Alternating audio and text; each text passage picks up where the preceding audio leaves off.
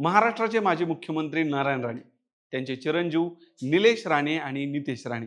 मागच्या काही वर्षात नितेश राणे त्यांच्या आक्रमक वक्तव्यांमुळे नेहमीच चर्चेत असायचे. देवेंद्र फडणवीसांच्या गुडबुकमध्ये त्यांचं नाव आहे असं म्हणतात. विरोधी पक्षातल्या कोणत्याही नेत्यावर ते सडकून टीका करायला मागे पुढे पाहत नाही. परंतु त्यांचे ज्येष्ठ बंधू निलेश राणे मात्र इतके लाईमलाईटमध्ये नव्हते. स्थानिक स्वराज्य संस्थांच्या निवडणुकीत भाजपने युती केली नाही म्हणून थेट भाजपलाच अंगावर घेणारे निलेश राणे सध्या शिंदेच्या शिवसेनेत आहेत. त्यामुळे माध्यमांमध्ये ते रोज चर्चेचा विषय ठरलेले आहेत.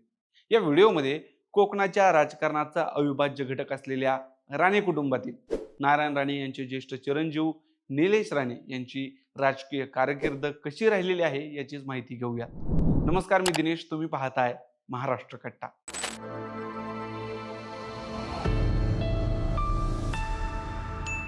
नारायण राणेंनी 2005 साली शिवसेना आणि धनुष्यबाण यांना बाळासाहेब ठाकरेंच्या हयातीत रामराम केला. तिथून पुढे ते काँग्रेसमध्ये गेले. 2009 साली त्यांनी त्यांचे ज्येष्ठ चिरंजीव निलेश राणे याला वयाच्या 28व्या वर्षी लोकसभेच्या रिंगणात उतरवलं.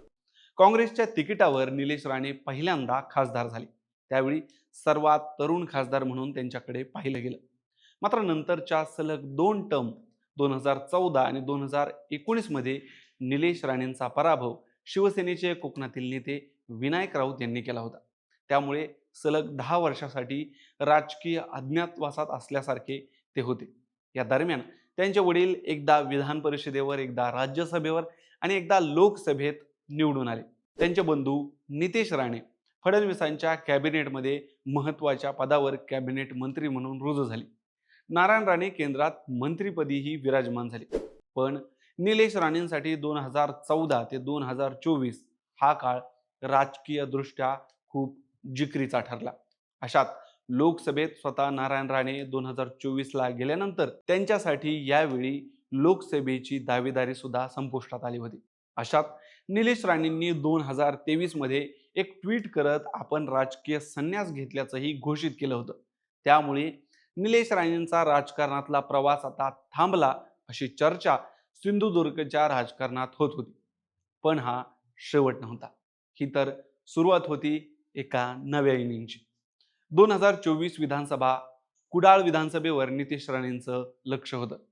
पण वैभव नाईक हे उद्धव ठाकरेंसोबत गेल्यामुळे ही जागा महायुतीत शिंदेच्या शिवसेनेला जाणार होती. अशात नारायण राणे आणि एकनाथ शिंदे यांची भेट झाली आणि निलेश राणे यांचा शिवसेनेत पक्षप्रवेश करण्यावर एकमत झालं. ज्या राणेंनी बाळासाहेब ठाकरे हयात असताना 19 वर्षापूर्वी 2005 साली शिवसेना आणि धनुष्यबाण या चिन्हाचा त्याग केला होता, त्याच शिवसेनेचा भगवा आणि धनुष्यबाण त्यांचा मुलगा निलेश राणेंनी पुन्हा एकदा हाती घेतला. निलेश राणेंचा पक्षप्रवेशही झाला आणि कुडाळ विधानसभा मतदारसंघातून नोव्हेंबर 2024 मध्ये निलेश राणे आमदार झाले. माजी खासदारच्या जागी आता विद्यमान आमदार हे नाव पुढे लागले. पण ज्याने आपल्याला या राजकीय अज्ञातवासातून बाहेर काढलं त्याची साथ कधीच सोडणार नाही अशी ग्वाहीच त्यांनी एकनाथ शिंदेंना एका सभेत दिली. एक वेळेस तुमचा पीए बनून राहील पण साथ सोडणार नाही, अशा पद्धतीचं ते वक्तव्य होतं.